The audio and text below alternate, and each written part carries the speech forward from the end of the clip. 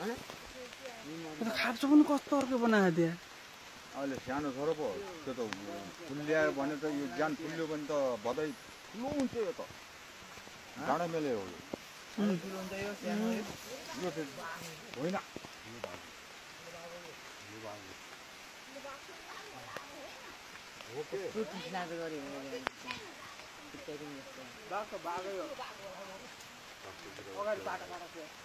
बाघ हो के